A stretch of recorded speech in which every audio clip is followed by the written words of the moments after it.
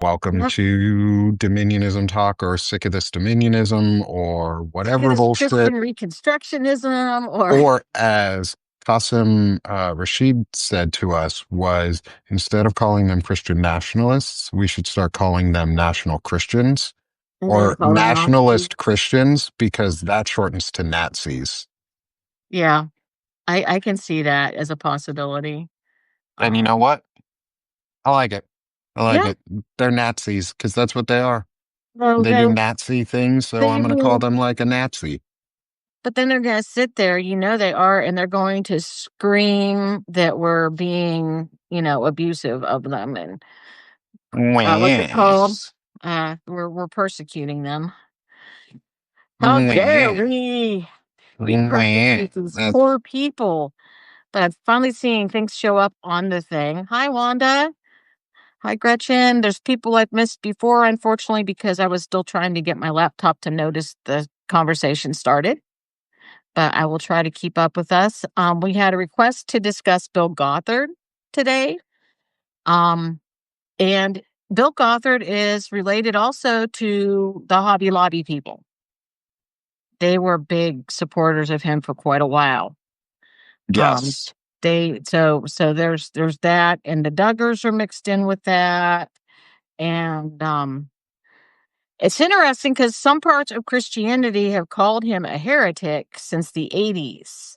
So he's been a controversial figure the whole time. There is that, Yeah. at least. Um, so we'll let more people get in here and discuss what's Yeah. going Bill on. Bill Mhm. Gothard, I'm pulling up. I'm making sure I got some articles up. Lisa and I were talking before the show a little bit about them, about Bill Gothard, and she made the connect. She said the connection that reminded me of what was really who this guy was if you have Amazon Prime still, which if you do, I would definitely recommend you don't. Anymore if you can afford not to have it. Is Bill Gothard is the primary uh reason behind the show or the documentary Shiny Happy People. His Um, Institute and Basic Life Principles. and it's a fundamentalist church about abuse. Hmm. And that's basically what it is. It's a fundamentalist ideology around and built and founded on abuse and control and patriarchal order. And it's been a day of talking about the patriarchy, and I love it. Oh, Um, good. because I've been talking about it with Walter Ryan and Fred Pogue, and Hmm. then we talked a little bit about it with Chris Goldsmith, but without having to say patriarchy. It's the Hmm. oppressive system that's just like taking over everything that we do and know and experience. And that system is all based on these styles of principles, these nationalist Hmm. Christians, as I'm gonna start calling them. So they're nationalist Christians or Nazis, And for they're white short. ones too. They're white nationalist Christians, so they're white Nazis, Yes. which means we could have other types of nationalist Christians. But the nationalist Christian part is the important, and the white Hmm. part here at the moment is they want a white society, Yes. and Bill Yes. Gothard plays a role in that because he's part of that fundamentalist system. And like Lisa said, the Duggars play into that. And I bet you He most was of you know who the their Duggars dude. are. Yes. Yeah. So, Lisa, do you want to talk a little bit about? Let me close my door while I'm doing this. We got noise in the background. Um, but do you want to talk a little bit about Bill Gothard Um. and set the stage for us? Okay. Bill Gothard created the Institute of Basic Life Principles, and he actually had, from what I understand, quite a televangelist type eh, thing. He was supported by the people from Hobby Lobby. Hi, Millicent. And supported by other various groups, though there were independent fundamentalist Baptists who actually disagreed with the fact that he was not um, He was not a separationist. But most of these people who have slowly tried to take over our government aren't separationists. They don't believe in being in the world but not of it. They believe in taking over the world and setting the stage for Jesus to rule it. So, Yes. there are actually Baptists out there who believe that that's not a good idea. So there's hope for some of us. Um, in it, the organization's 7 principles are design, authority, responsibility, suffering, ownership, freedom, and success. Those are Suffering. supposed to be the foundations of Gothard's teaching. And part of it is he says you have to do the suffering, you have to own what you have to do. You have to own, as a woman, your subservience. You have to be obediently subservient to be successful because that is your place in the hierarchy. Now, I've been taught that hierarchy forever. And when it was broken down for me back when I was in the Southern Baptist Church in 2002, yes, Julie, suffering. You are supposed to embrace suffering just like Jesus did. It is, yeah. But what happened is they said it's man, woman, children. And when I ended up being a single mother in this environment. And as a single mother, I was told that I should look for my father after no longer had a husband. If my father was dead, I was to look for an uncle or a brother. And if I had no other choice, if my son was more than 12 years old, because that is the age of bar mitzvah in Judaism, when a boy becomes a man, quote unquote, that a son more than 12 years older than me could be in charge of me. And I was to ask that person how to vote because these people do not believe women should vote because women are the daughters of Eve. And as the daughters of Eve, we cannot make rational decisions. So I was supposed to ask my 12-year-old son who to vote for and follow his voting instructions exactly because I was a woman. That's just, and we've talked about that before. Yeah, And wow, is that just stupid? it is. Like, you It have to, is. like, we have to think about just how stupid that concept is that 12 years old, you become a man and now they fall on everything. Like, that is Well, all on your shoulders. Just imagine how from I'll take it from the male's perspective because I can't take it from a woman's perspective on this, but I can take it from a little boy who then just now has to become the head of a household at 12 years old is totally unprepared in oh, yeah. every single way to be the head of a household. And it's not his fault. He's unprepared. He's a boy. He's a child. He's 12 years old. Like, if you have to then fall under the umbrella of a 12-year-old as the masculine figure in your family, no Oh, yeah. thanks. Like, no, I get it, but they don't even like that boy hasn't even gone through the full, like, the beginnings of puberty at that point. Like, he's barely a pubescent, like, not even a teenager. Like, Mhm. that, And he's just the having the hormone damage state it, where he goes crazy in all of his decision making anyhow. It's not a healthy time yeah, to do and the that. damage it does, one, to that little boy is un unconscionable in the end because it becomes the cycle of abuse that then leads to the next generations being subjugated either the same or worse. And because we're not willing to confront the fact that that we're not willing as men typically to confront the fact that we are the problem teaching men, yeah, little big man, Yeah. you're a little man, you're a big little man, you're whatever version of that saying is Mhm. that's that makes little boys think they have to be men when they're not ready. And as unfair as it is to that little boy, because it's destructive and it turns into an abusive next step, it's Mhm. even worse for the little girls and Oh, yeah. for the women. Like, I can say without a doubt that the destructive behavior of teaching abuse like that to a little boy is still less destructive than the behavior of then doing it to other people. Because then you're actually acting. Like, you can teach but not do. Like, people will learn and sometimes they won't do, they'll break the cycles. Like, Lisa's a good example. She broke out of the cycle. Yeah. But that's I a was really hard step to take if there's no w one there to tell you that's the right thing to do. the biggest thing that set me outside of the Southern Baptist Church, though, was something that someone else brought up. They brought up sexual abuse, Mm, and, it wasn't it lucky for my family, it was children who had been taught a bad, quote, unquote, "game" by their abuser, and they taught the game to my son. And lucky for me, the game had words that didn't come from my family, so it was really easy to quickly see, I don't know where this came from, but I don't know hmm anyone who does this. Yeah. And the reaction to me telling the mom was the accused person then accused my son of being the problem.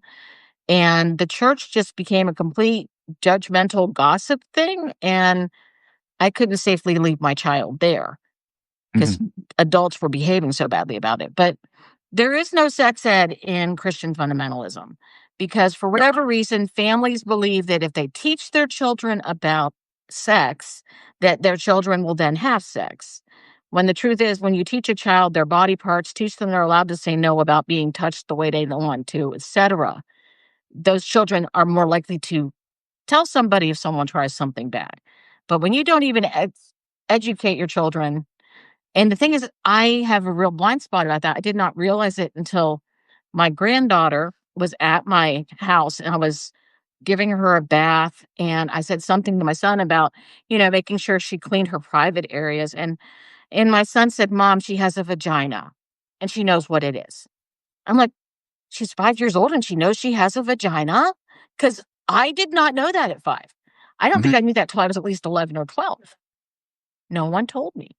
And And that's bad. Does.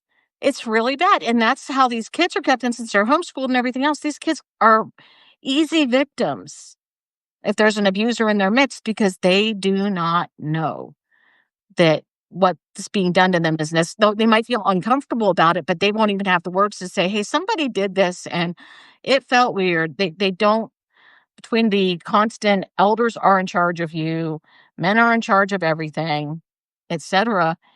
It just creates this wonderful large buffet for sexual abusers, and they get to hide in there, and oftentimes, in a lot of these churches, when they're confronted, they ask for forgiveness and get to stay, and nothing happens, and the kids still get abused. Yeah. Yeah, It's because disgusting. it's all about power, and like you said, it's that umbrella Mhm, of control where mhm, the it's God, your church, your mhm. father, Right, your sons, then you.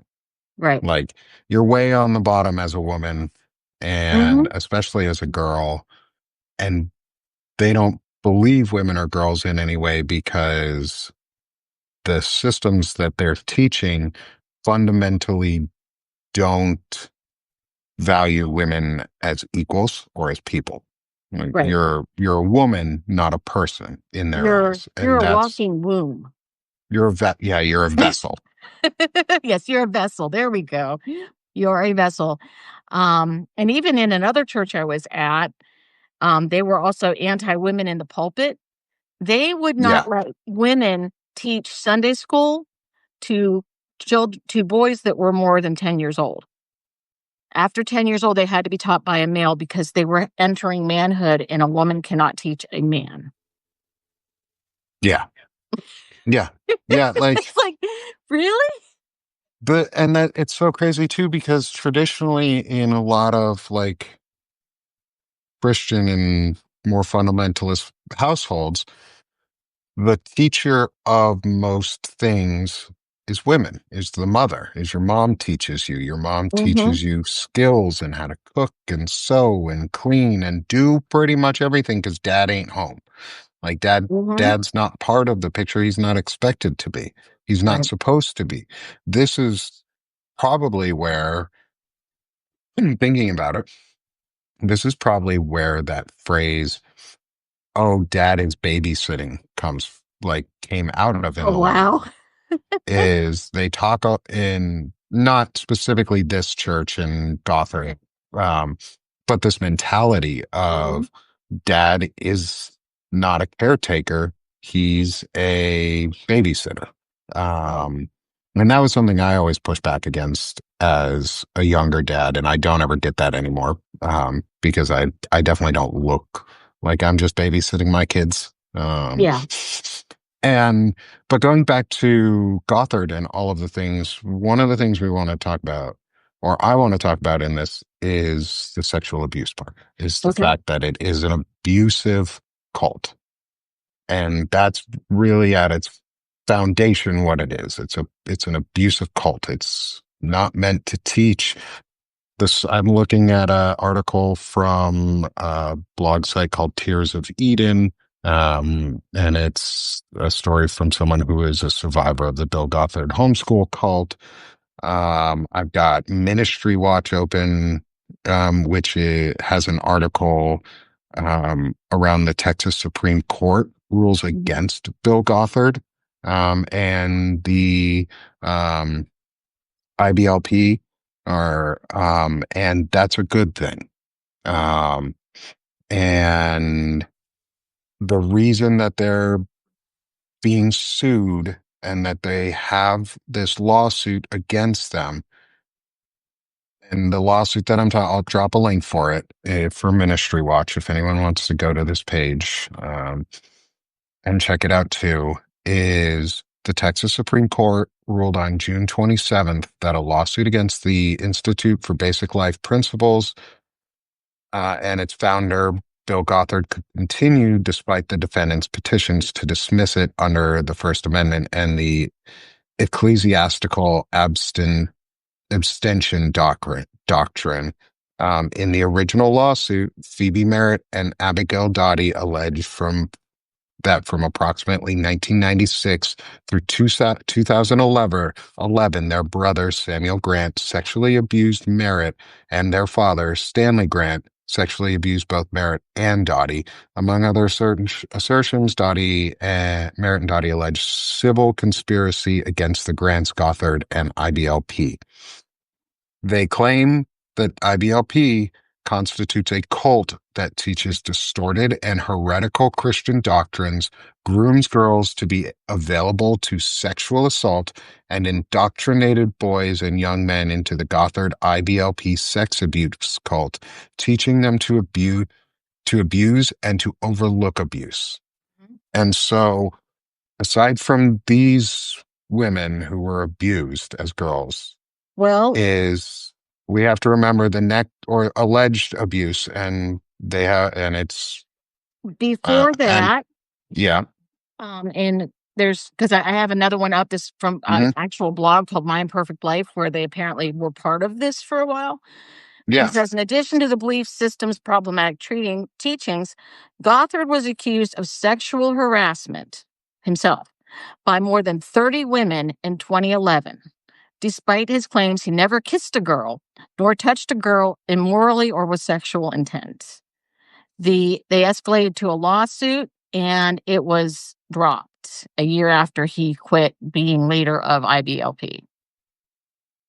Um, and then of course he was the one that said that came out for Josh Duggar after Josh yeah. Duggar was, and he That's where I said, was going to go next. okay. He's a quote from the Chicago Tribune by him says, they did the right things. They did maybe even more than was expected. They certainly cannot be faulted in what they tried to do to correct the problem. The problem was corrected. We know now it wasn't. The fact that he became an outstanding young man, haha, would indicate that kind of success. And of course, since then, he's now serving 12 years in prison for child porn. So, yeah, they didn't correct much of anything with him. No, no. And So let's talk about Josh Duggar because he's a disgusting human being. Um, How did his is family not do better? is so we all probably know the Duggars. Um, they are a fundamentalist family, part of the IBLP. Um, Millicent says, let's not talk about the Duggars. let's not. Well, unfortunately, we have to because one of their family best friends is the governor of Arkansas, and her father is the ambassador to Israel, who also happens to believe in these same things Yes. and defended Josh Duggar and Yes. defend the Duggars and are friends with the Duggars. And Poor they are, Millicent. I'm sorry, Millicent.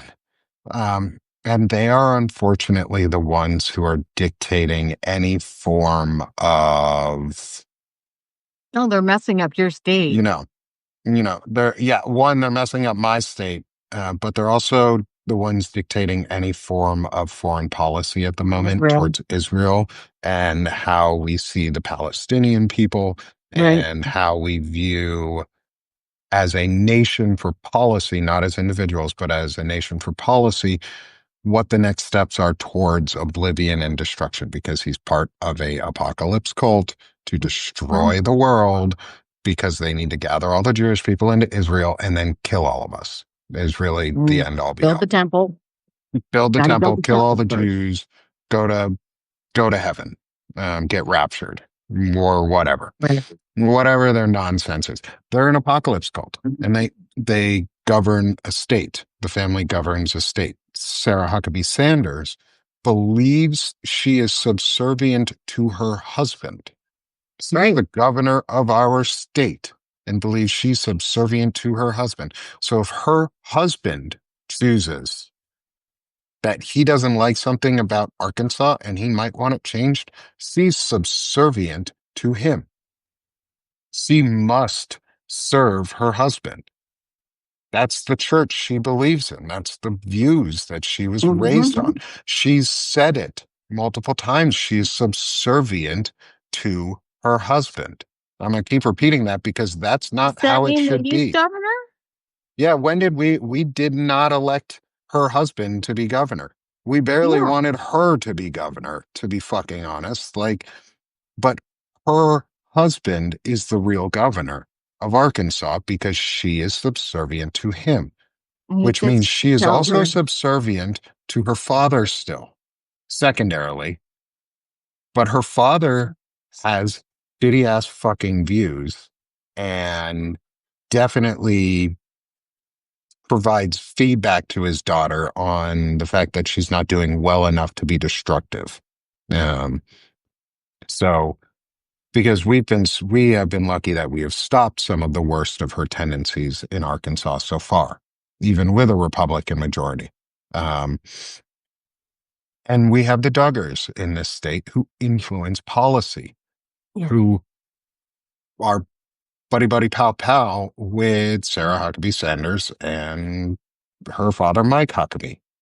And that's dangerous because they don't believe women should go to school. They don't believe girls should get education. They don't Whoa. believe, no, well, I mean, they're telling us, aren't they? That I don't have to guess at their beliefs anymore. They want to defund the federal education system and bring it back to the states so that churches can take over as as your educational system. And subservient women are dumb, need to be dumb, or else if you're too That's smart, true. you're going to rebel and you're going to ask questions and you're going to be homemakers, but worse, you're going to be handmaidens and slaves. That's what they want. Handmaiden, like the belief system of Pete Hegseth's church, the belief system of Mike Huckabee's church, the belief system of Sarah Huckabee Sanders. Never have to read a sermon of theirs because I've already read Pete Hegseth, and it's going to be very similar. Is they believe it reads like the script of the Handmaid's Tale. She's allowed Um, to have it because we voted for her. Because the and Republicans in our state voted for her full well knowing that this is Mike her belief Huckabee system. was very well known.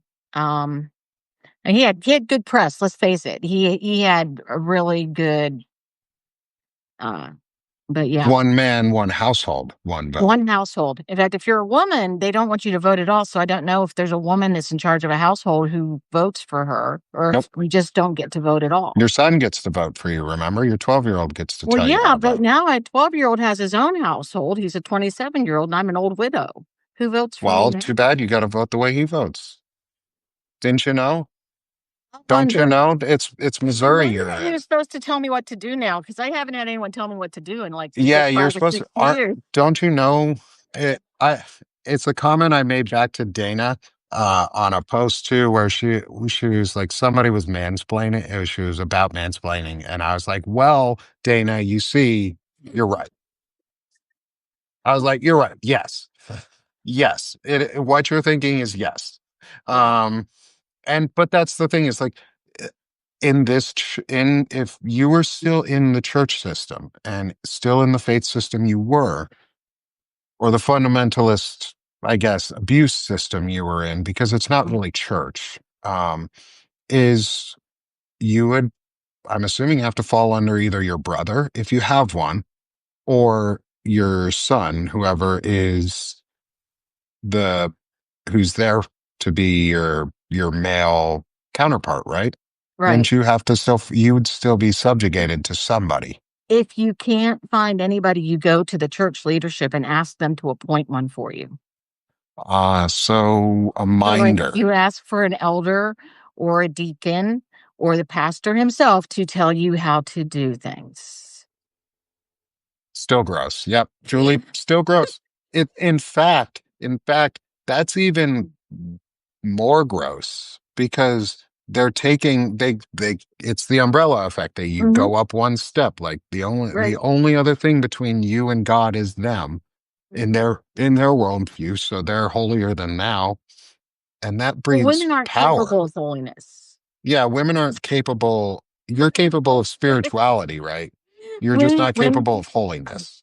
women are supposed to have been, they're apparently the real original sin is that Eve sinned, and Adam just had to do it to stay with her.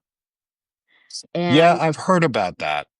so because women are children of Eve, we are not capable of making rational good decisions because we got tempted to eat the tree of knowledge of good and evil.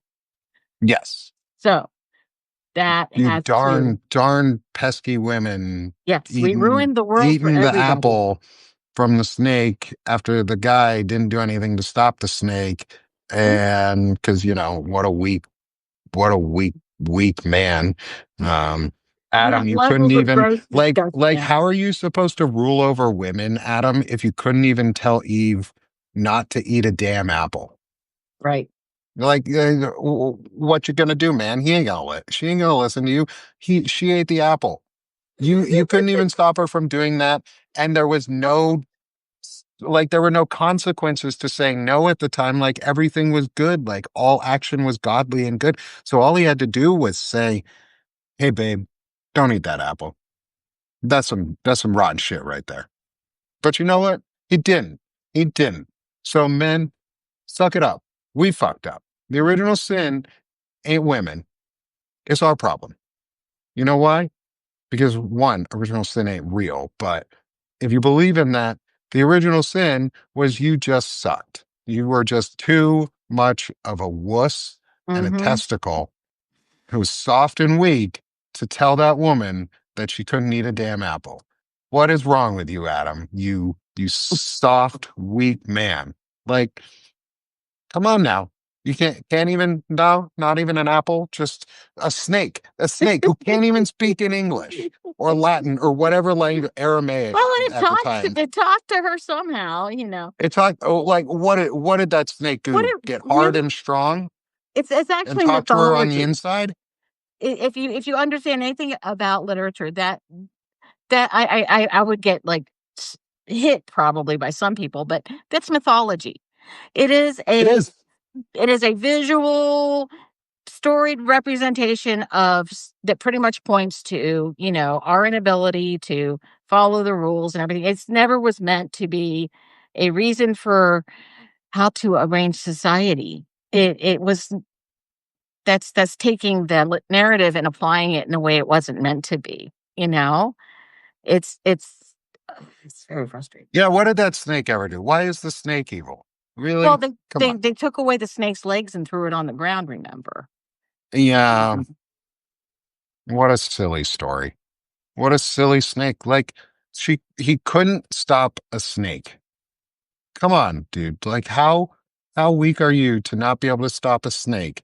You've got this entire forest. You've got the entire Garden of Eden, and you couldn't stop one snake. You couldn't have been like, "Oh, let me just put a pen around this snake or like capture the damn thing and move it elsewhere because it's talking nonsense to my girl and he's trying to steal my girl from me, so I'm going to take this snake out and I'm going to put him somewhere else." But no, you were a weak testicle and you said, "Hey, snake, you go talk to her. You go tell her to Yeah. eat that apple." And I'm a blame it on her for for being my fault that I couldn't stop the snake. You Oh animal my without goodness. So fucking legs. narcissistic male behavior started in the Garden of Eden. It's never gotten any It's better. all Adam's fault. He's blaming Eve for his own mistake. Like, yeah, you couldn't even take out a tree limb. Like, I'm sure the Garden of Eden would have provided. Like, it would have just been like, oh, let me move this snake. And like, let me just push this snake somewhere else. Let me put this snake on the other side of the garden. And so you can slither your ass slowly across and I'll stop you again. Yeah, But it's a damn snake. That's, we laugh. we I do because laugh. I laugh at all of this because it's supposed to be, it has to be funny at this point. it Like we has to be have to ludicrous. make fun of them for it. They have to be seen as ludicrous and nuts and insufferable and gross and patriarchal that's destroying our society and teaching young men that they have to be alone and shitty and broken and nothing and that all they can be is work and that all they can do is work and that all they can think about is work and that the only thing that a woman is good for in their life is babies and that all they can do is make that woman then miserable and work her ass off at home but never give her any credit. I say all of this because that is what the patriarchy did to me. And that is what tech culture is. And tech Mm, culture mirrors fundamentalist Christian culture in a really? lot of ways That's because of not those good. views.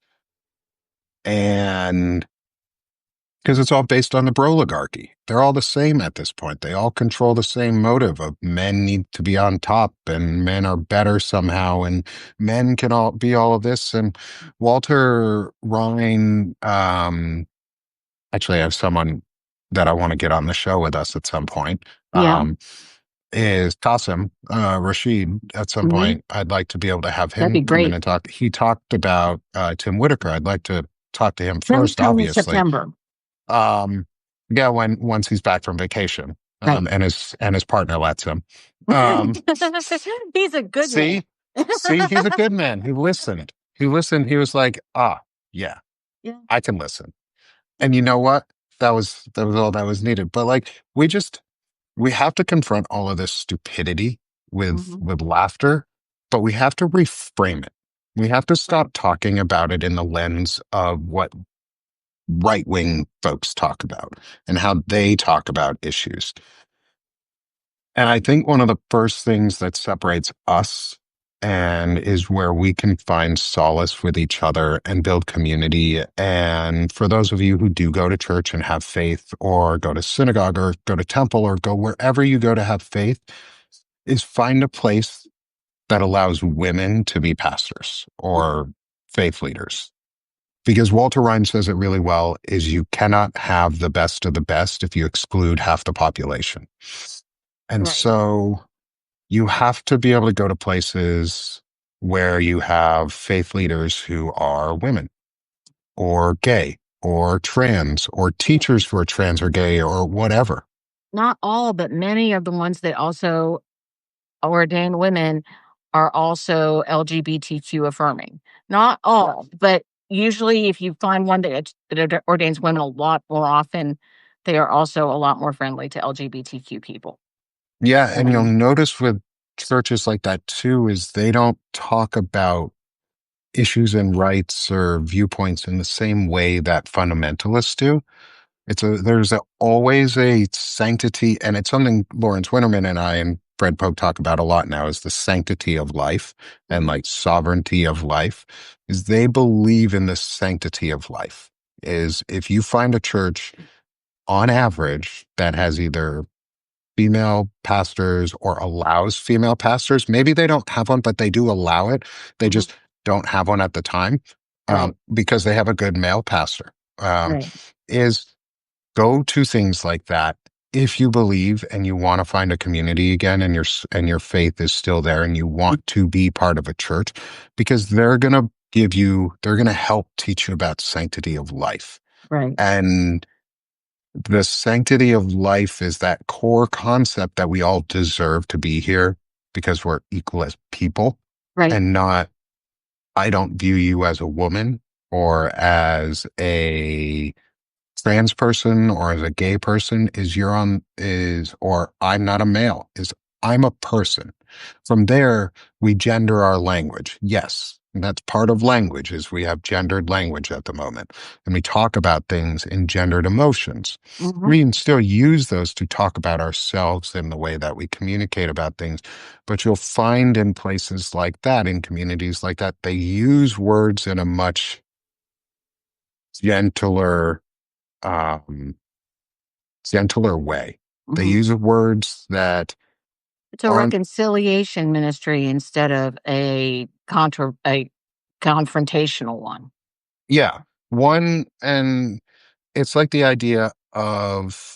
it's just the idea of trans people in sports.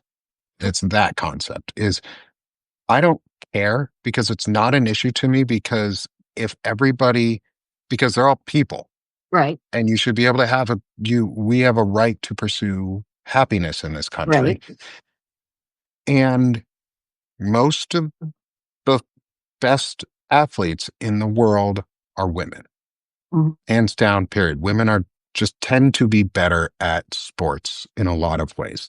You're more agile, you're more flexible, you're more nimble. You look at the way WNBA players can interact compared to NBA players. We talked about it in terms of that is like you see the NBA players actually going and helping people and helping the WNBA, not because they are there to be charitable to the WNBA players, but because they want it to be equal. They want to see them on the same level in other people's eyes. And that's where we need to reframe, I think, from these Christian nationalists or nationalist Christians, the mhm, Nazis, um, is we need to stop living in their terms and in their world of argument. Like, if they don't want to choose to believe that women are people, then stop having that discussion with them and don't even try because you're not even going to win. You're not going to win.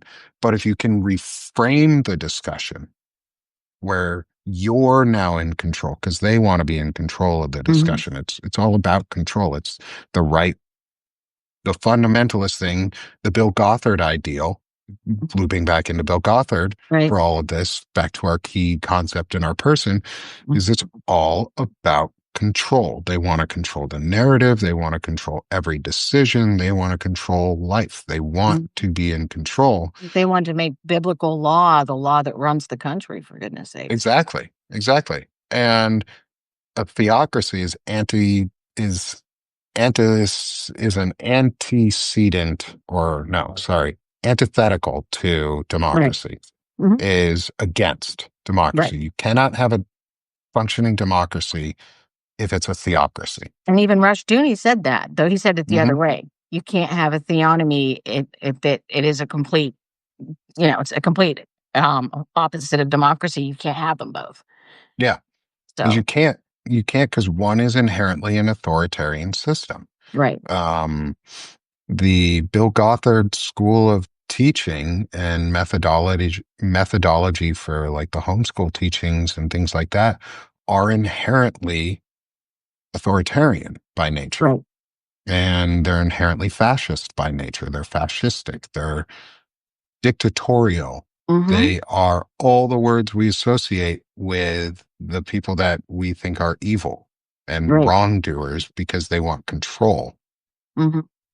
But then again, you said somewhere at the beginning of all of this, there's a ideal that they believe in suffering. Mhm. Yeah, that was one of his things on his list was, man, it's moved around everywhere now. That there were that he had 7 different, things, and that it was, You'll notice a lot of times too in Christian theology and mythology, there are sevens in a lot of things. oh, It's a yeah, very that's, common number for God's Christian. number. There are certain numbers of completeness, and one of them is 7, and that's the 7th day God rested.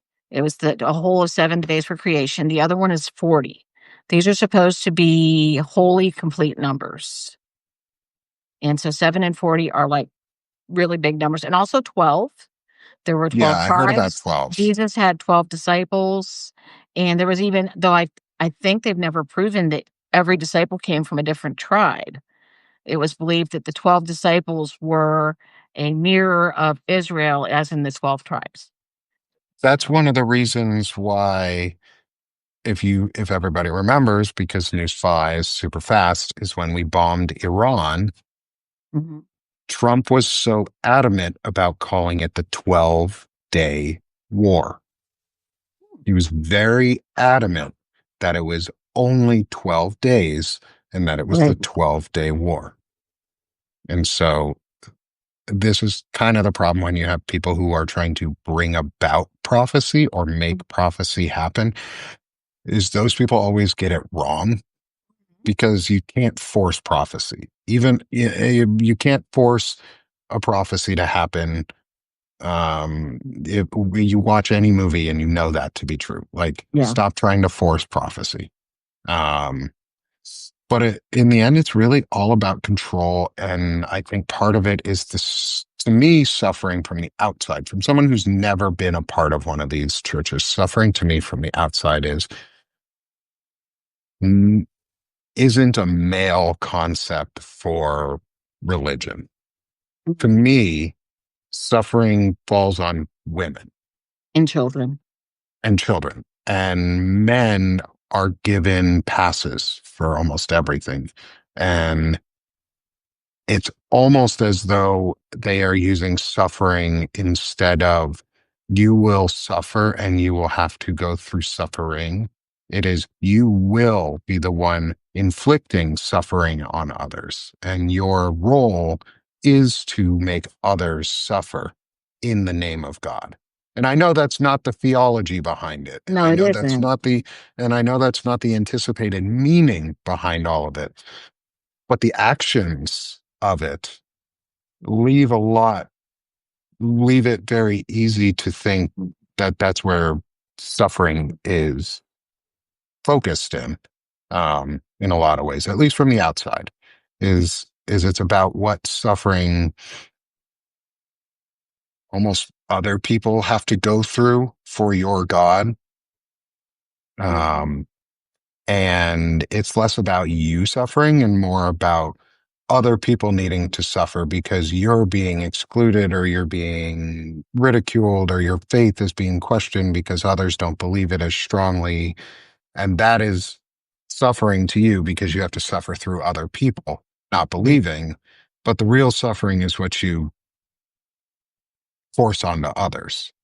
Well, to talk about suffering and forcing onto others, as a child, I was hyperactive, which was rare for girls and probably not neurotypical, and I was spanked a lot. And I can remember so many times my mother is insisting that it hurt her worse than it did me. And I really didn't believe her. But, Yeah, you talk about no. inflicting suffering. I walked up to her one day and I said, "What day is it?" And she said, "It's Tuesday." I said, "No, no, the number on the day." I was old enough to realize there were days I didn't know what they were called yet. And she said, 11. I said, 11 must be my lucky number because you haven't had to hurt me once today. And that That right there, friends, is the patriarchy. That is the patriarchy at work. That is Christian fundamentalism at work. Mhm. Is you were so convinced that it was your fault Yep. for doing wrong. And it's almost the exact opposite. It is the exact opposite of how the narcissist in control believes is they are going to tell you, just like our president, just like a lot of kids do, is I feel these emotions because you made me feel them. I got mad because you made me feel mad.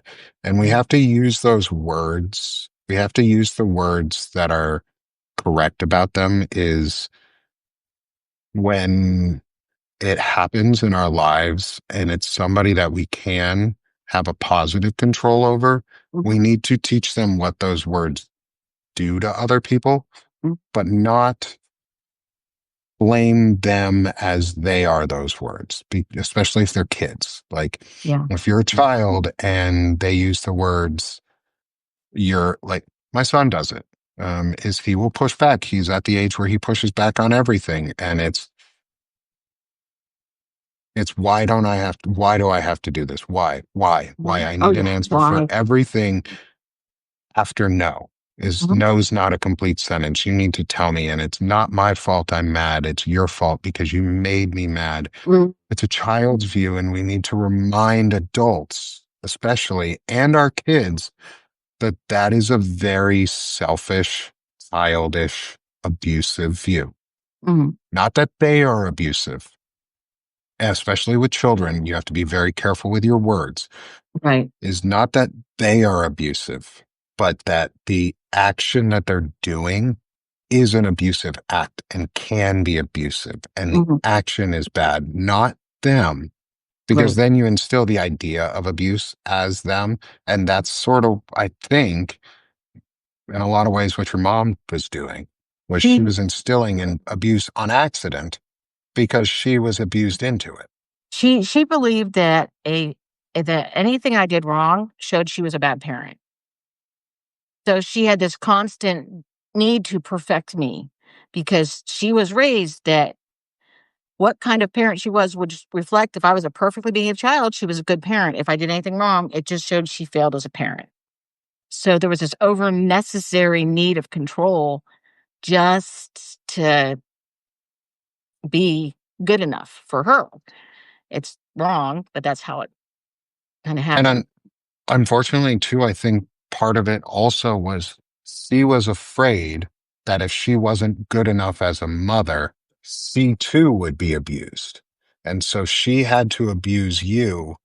I'm not saying maybe your mom, but others who are in I'm that oh, I situation, having been I in an think. abusive marriage, I there were when my ex was home, I was much more controlling with the kids because Yeah. I didn't want him triggered. I Yep. never my kids will tell you I was never abusive, but I was like all over them if their dad was home because I Mhm. couldn't risk him getting triggered by them. So yeah, there can be further, you know, um, Yeah. There's I had the secondary abuse. traditional yeah, I had the traditional wait till your dad gets home for the really bad ones, and, he actually didn't I don't think my dad spanked me more than 4 times in my life. It was my mother who did most of this thing. Well, So it's beneath your father to do that. It's beneath him to have to do that. He shouldn't have to parent his own children. That's a woman's job. Didn't you I know? That's what think women do. Women do parenting, Lisa. yeah. Remember, you're supposed to be under us men. We're so big and strong and manly all the time, and we can push out babies through, kick us in the balls, and we don't fall over. But women That can will push happen out a more, yeah. baby, and that seems stronger than what I can do. Yeah, So, um, um, and speaking see, what I was talking about, reframed the argument. I mhm, want to make sure I'm very clear. I did that on purpose. We reframe this argument about strength and what it means to be personhood, because mhm, that breaks the patriarchal system that these mhm, people enjoy so much. Because a lot of these little girls and a lot of women will go, a lot of times, just need somebody to to hear for the first time that they're worth something, and it changes their life. Oh, But yeah. also, men, we need to take it on ourselves to own up to the acts that we've done and fix them. And part of that is taking ourselves out of the equation as the central figure. It's okay that women are better in things than we are, boys. Yeah. Like, Because guys, it's there's okay. going to be things all of us are better at than Yeah. others. It's just And we have to exposure and practice and yeah, and we have to reframe it like women have so much strength that I could never have as a man. I will never know what it's like to birth a child or to have period cramps. Men will go into those little period things and put the thing on to see what it's like for their like to match their girlfriend, Mhm. and they'll double over in pain on the lowest setting. Women are strong. Women are strong, and we should want to be strong like them. And I don't know if you know this, but women are often taught. In fact, I was, and it's not really related to this per se, though it's another part of patriarchy. Women are taught that abnormal periods are normal. And I was told when it was explained to me that my stepmother had a friend who would literally cling to her bedpost and scream during her periods. So when I had clots and bleeding so bad that I was going through tons of tampons and pads and every hour and that kind of thing, I thought it was normal because I was given that horror story as what I should expect Mhm. and lived like that for 20 plus years till I finally had a hysterectomy. Um, That's and there not was how it's something supposed to wrong. be. Right. It is how it was supposed to be. And speaking of narcissists, on Josh Duggar, Mm, going back to that, a yep. new legal filing, this is from an article 2 weeks ago, a new Of legal course, my filing name. requesting a new trial. The convicted reality TV star described Holt, that's his ex girlfriend's mother, as bitter and claimed her testimony was prejudicial. She testified against him in the child pornography trial. Prior to this, Duggar requested that the court provide him with a free legal team to help him appeal and review his case. He is currently in a federal prison sentence for like 150 months for receiving and possessing child sexual abuse material.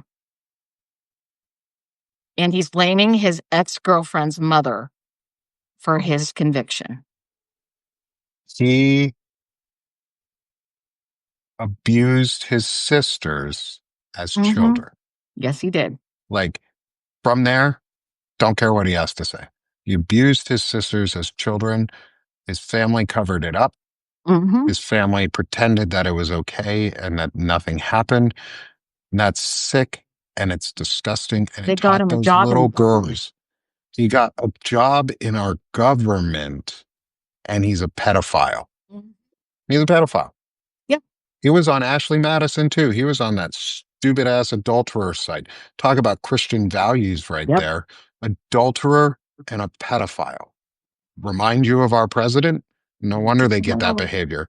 It's almost like one party is not hostile and in fact invites in the most disgusting human beings because they make it a safe place for them. They made pedophilia and abuse and harassment and assault and control a lifestyle. And they said, welcome, come on in. We want you here. You're, in fact, who we're looking for. We want more like you. Josh Duggar, the Duggars in general, in terms of the dad or the male or the older part of the Duggar family, the girls, a lot of them, the young women now, not girls anymore, women have a lot of them have made something of their lives and come out of the church and out of the system, and they in fact really really don't like it, and they've come a long way. But the boys specifically, especially Josh, did not and is not and will never come out because he believes, and he's a pedophile. And there is no coming back from that. Mm-mm. And these people use positions of power.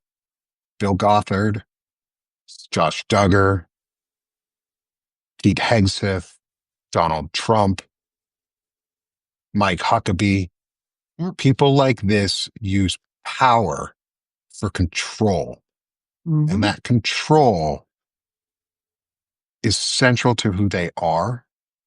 And it's because they're so afraid of something fundamental inside of themselves, too, normally.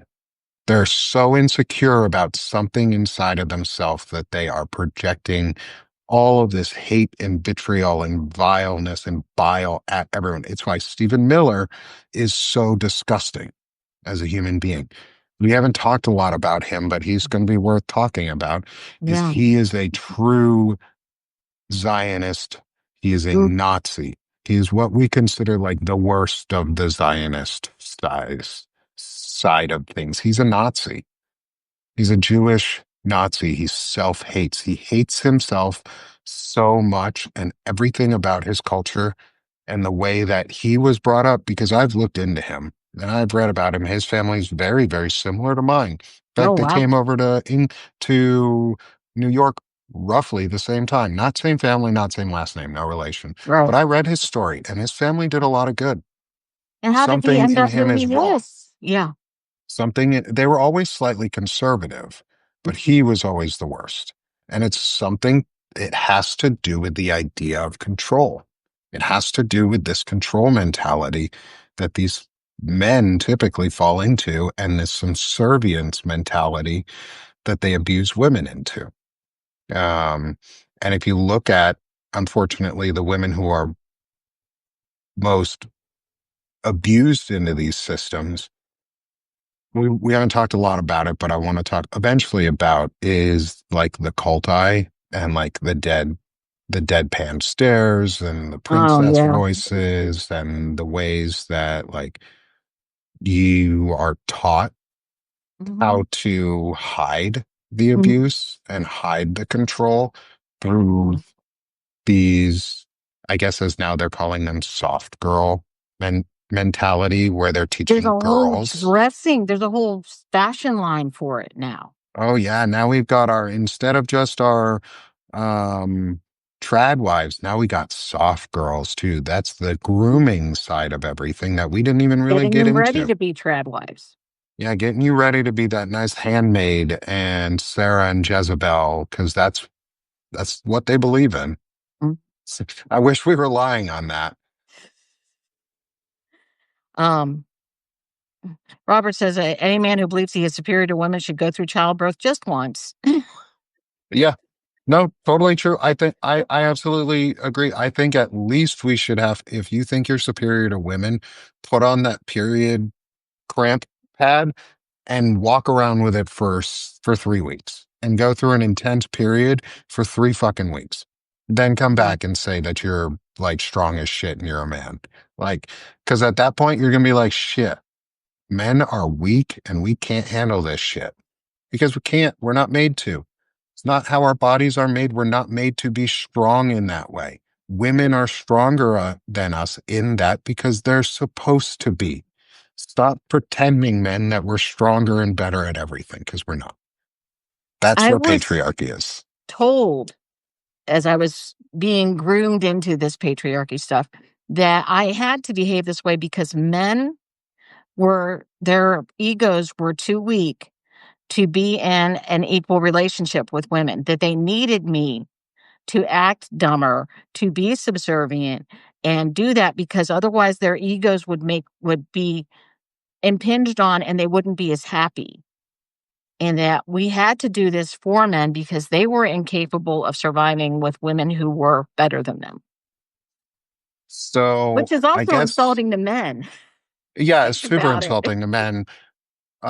But at the same time, really funny because, they admit to themselves openly and they admitted to you that women are better and more capable in a lot of ways because men are too weak to, control themselves in any form.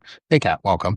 Um, is this just, it's, it's so sad the double life and double speak they have to convince themselves of just to make this real. Like you just said, they were like, oh, you have to deal with a woman, you have to be act dumber and pretend you're gentle and soft girl. And you know what? Here's my challenge. And I know I'm just a white dude and I'm going to challenge women to do something. So take it with a grain of salt. As I challenge y'all to be so anti soft girl and then go buy that dude. And I challenge all my male friends too at the same time is go buy your dude friends some flowers.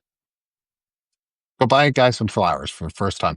Go buy a Christian fundamentalist dude that you know who's a MAGA. Go send him some flowers. Don't put your name on it. Just go send him some flowers. Make sure his name is on it, but not saying from a woman. Tell them it's from like their best friend.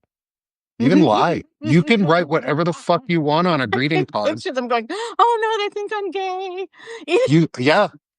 And they need to come to grips with that because Mhm. it's okay. And that's how we're going to break down the patriarchy is I want to go back to a time when men write letters to each other and emails or open messages to each other like Lincoln used to do, President Abraham Lincoln used to do to his best friend, where they would say They're things very like, loving. you are in my heart at all times. Your heart beats with mine. Nowadays, we'd call that a gay love letter. Mhm. Back then, it was a best friend telling his best friend who was far away, who maybe That's he still was gay, thinking of maybe you. he wasn't. You're with But it you, was a best friend telling a friend, "Hey man, I love you, dude. You're beating in my heart with me." And that's all like we've boiled it down now to like, bro, you're a cool man. But like how about just go tell, like, challenge yourself as a guy, any of the males in the crowd. Just do what I said. Go buy flowers for your friend. Even more manly, go give them to him yourself and say, hey, bro, I bought you these flowers because I was thinking of you and I thought they'd make you happy. And leave it at that. And do it to your most conservative friends and do it often too. Carrie says we should send him to Pete Hegseth. we should. We should. But we should send, for Pete Hegseth, we should send them with different names of people that he's abused and remind him that he's a piece of shit. Because he doesn't deserve flowers. Pete Hegseth does not deserve flowers. That No, he man, doesn't. that But man if we could freak deserves him the out and make him old. think a guy has a crush on him, that could Oh be my kind of fun. We should do it. We should do it with like from Emile Bove or from like Stephen Miller Oh, there we go. and just And send them someone's each other gonna tell on flowers. us, you know, it's Like gonna just do so flowers across from each other or Mike Johnson to Pete Hegseth and Pete Hegseth to Mitch McConnell and Mitch McConnell to like what's that guy out of Utah who is a Mike oh, Lee, that Mike piece Lee, of yeah. shit.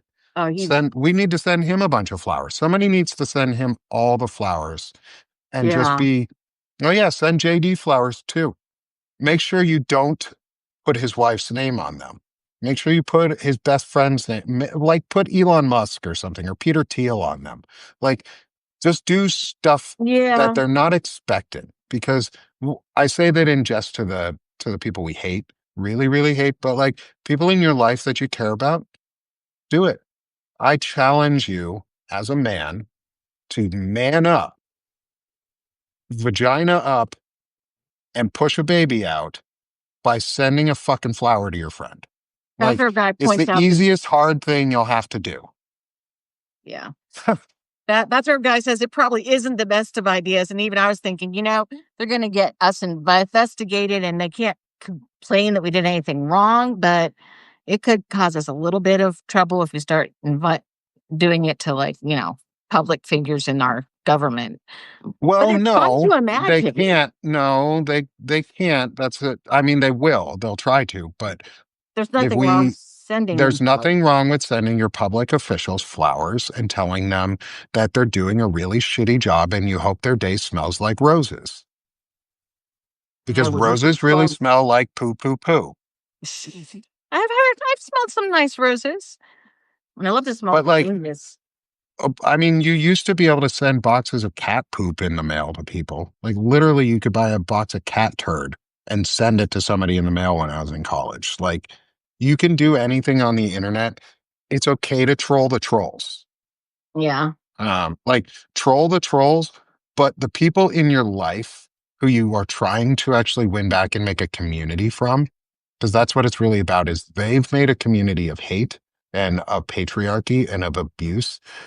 Make a community of love and acceptance and of welcome. Dr. Martin Luther King said it best is you cannot defeat darkness with darkness. Hate begets hate. You have to fight it with love and care and empathy because that's what's going to win our country. That's going to be what breaks the Right. spell of patriarchy um, and Goddard and the IBLP and all of these systems that's built on lies of fragile egos. So break their egos, do the unexpected, because you know what? That reframes it in our terms. My terms is men should send other men flowers. Their terms are men should be soulless, life sucking, abusive pieces of shit. My terms are men should be wonderful, nice people who care about those around them and are empathetic and just want a little bit of love too. And don't expect anything from others, but hope that others get love back from their presence. You know what they believe in? They believe men should be fucking miserable. So I believe send everyone should be miserable, So, really. yeah, they believe women should be even more miserable. Men, they believe your life should suck. Women, they think your life should be even worse because you're underneath that man whose life sucks. So he's going to make your life suck even more. But what we can do is you can send your guy friend flowers as a dude. You can write your best friend a letter. You can call him. You can text him. Just do it. Do it, dudes. I challenge you. Woman up. Because women do it. Women send their best friends letters and they stay friends longer than we do. Women Most send their people friends love don't letters and send flowers letters and nice anymore. things. Huh? Females are more Emails comfortable or with letters. texts or whatever, or they call for hours and hours and they talk and they chat and they have deep friendships. Men, I challenge you to make a male deep friendship with a MAGA dude. By just sending him flowers, I bet you'll make his damn day. I will tell you, anybody who's listening, that if you want to make somebody's day, actually write them a letter. No one writes letters anymore. No one sends cards anymore. In fact, they send e-cards for birthdays now. Write a letter because it's in person, it's concrete, it's there. Someone can save it forever. B, most of the time, I don't even get bills in my mail anymore. They get sent electronically. I get a few ads a day and nothing else. So actually, Millicent, you've gotten my cards? I didn't know somebody actually gotten my cards. I actually hand paint cards with That's watercolor beautiful. sometimes. So, That's beautiful. um, People I, need more of that. People so need more of that. Just like I know we got a little off topic and a little out of field there on this one, but at the end. But I think it's important, and I've had a day of talking about stuff like this. Um, is we need to stop framing discussions in right wing terms. We need to get out of their terms of arguments because every time we try and argue with them around things like rights or trans issues or abuse or pedophilia or religion, it's all in the context of right wing feelings and right right. wing views and never in the context of ours. And so let's make it ours. Let's stop just be that guy that there's this one TikTok video I saw. It was this autistic kid at college, and this guy Mhm, tried to ask him a gotcha question about trans people. mhm. And this guy, openly stimming, just super confident in himself, was like, nope, nope, I disagree with the premise of your argument. I won't even answer it. And he Oh, just kept doing that. And it pissed the right wing troll off because the guy wouldn't answer the question because he refused to say that trans people were not people. And that's all you have to do is just stop using their arguments. I don't care about right wing feelings. I do care about empathy and feelings, which means I'm going to care about human feelings and I'm going to give them a little bit of love. Tell your brother-in-law tell your brother if you got one or your brother-in-law you love him. Yeah. Go at it with no intention of a reward back And that's because how that's everything should be. Mhm. Um, if if if you do anything expecting to get something out of it, you're not doing it for the right purposes. No. Um, the whole purpose in life is to exist in a way that betters things for people. Um, Personally, I hope every time I'm interacting with anybody that they take something positive away from that. Mhm. That's how I want my life to be, Yeah. you know? I want to leave an impression that is good. Like Mhm. I don't I don't want I only hope that I teach my kids well and that I leave a good impression for Right, people and that people remember me fondly. I know I'm the villain in some people's stories. And I accept that. I'm the villain in some people's stories and you're never going to change that. right, But you can accept it and know that you can move on and grow from it and learn and be better. And that's right. what makes us better. And that's what makes us human. And that's why we're going to win in the end, because we are going to continue fighting through. My kids are 11, no, sorry, 12 and 9. So I've got just preteen kids. And yeah, listen, I write poetry. Like I am an army combat vet. Um, I've worked in the tech field. I was a pickup and delivery truck driver and propane driver. I've done some masculine things in my life. I went to college the first time for music theory and composition. I have a degree in that. I write music. I write poetry now, basically as part of my living. Um, and I'm, hold on. And and it's important because I get to let my kids see that it's okay to do creative things and be something that's not the prototypical version of what masculinity is supposed to look like in a patriarchal society. I've done the masculine things and I've also hurt my family because of them in a lot of ways. And I just got out of tech like 6 weeks, 8 weeks ago. I lost my job and I'm trying to make this a new full time thing and trying to make this work. Um, and in doing that, it's healing. This is what I'm trying to do to heal. And how I heal is write poetry. Um, and we're making that, me and Frederick Pogue and Lawrence Winterman are really trying to make that um, like that type of thing, that vision of masculinity where it's not based on stupid ideals, but it's based on actual like principles that are masculine, um, or not even masculine, but that are strong, that are Mhm. about strength and integrity and ethical views and moral views. And those don't have to be masculine or feminine things. Those are Yeah, personhood things. right. Yeah, it's kindness, it's empathy. But yeah, I write poetry now. My kids get to hear it. My wife hears it. Some of the stuff that I write is probably pretty brutally honest. Like the one yesterday that I wrote was really, really tough to write. There was a lot of emotion that went into it. Um, but it's healing me. And I think that's something that we need to show other men Mhm. specifically that Vulnerability is a good thing. vulnerability is good. Mhm. Vulnerability is masculine because you can learn from it. Right. I'm still doing it, Millicent. I'm trying. Um, I've got a way to grow still too. And I'm never going to be there because if I thought I was there, then I would be just as bad because I would be too narcissistic to believe that I could learn more um, from anybody else. And I want to learn from other people. So I appreciate your confidence boost, but I am not there yet. that being said, we've gone a We've little gone over an hour over. now.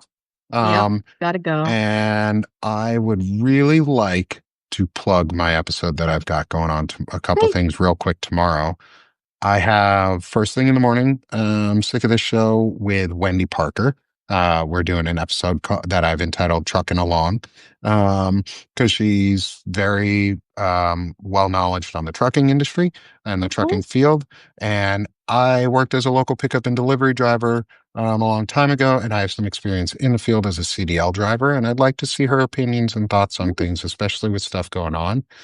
Then after that, have a really special. So that's at 10 a.m. Central Time, 11 a.m. Central Time, or noon Eastern. Me and either Frederick Pogue or Lawrence Winterman, one of the other two, um, are going to be interviewing Dean Blundell at Oh, noon Eastern, 11 Central. He's agreed to come on the show. great. And we're going to do a show that we're calling Rise with Our Allies. Mhm. Because I've coined a slogan called Rise, which is restoring Right. integrity, service, and ethics. And so I want to rise with our allies. Nice. And get some voices out there. And then I'm getting interviewed in the afternoon by my friend Jacob Summers on his channel. Great. Um, so it's a busy day tomorrow for me, but I wanted to make sure I plugged, especially the morning shows, Wendy and Dean. Um, Mhm. Wendy's going to be a great show, Wendy Parker, and then Dean at I really like that. noon Eastern, 11 Central. Guys, come hang out, Dean Blundell.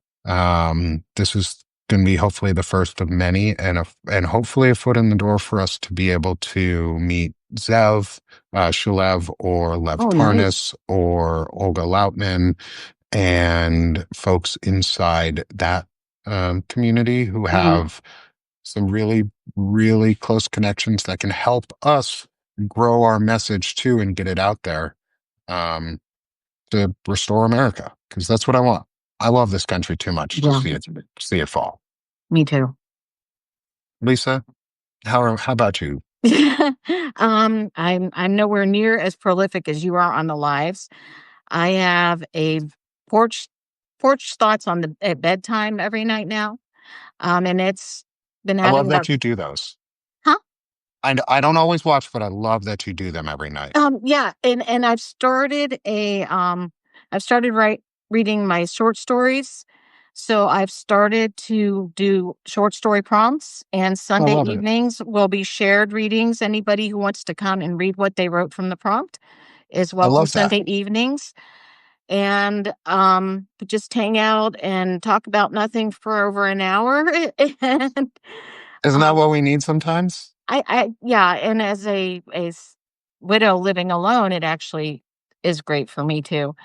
So and Julie Elder usually gives me someone to talk back to, and then I have the lives with you, and, sometimes I get invited on to Wendy's lives, so but, and I'm trying to write more often, and of course, there's always the porch thoughts in the morning.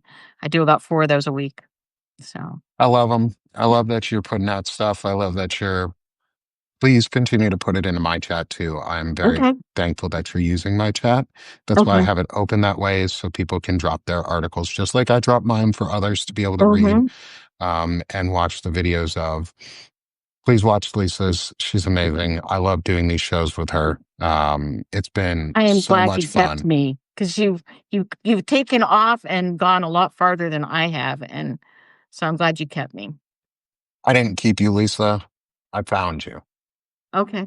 I found you, my friend. I didn't keep you. We found each other. And that's Yeah, this whole community is we're finding each other and we're building each other up. and we Because are if my platform gets bigger, I want everybody to come with me. And I want mhm, Lisa to come with me. I want my friends Kat and Soso to come with me. yeah.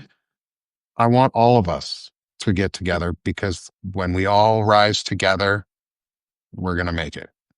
So We're going to fix our country. It might take us longer than our lifetimes to get it back where we want it or even improve it to where it should be.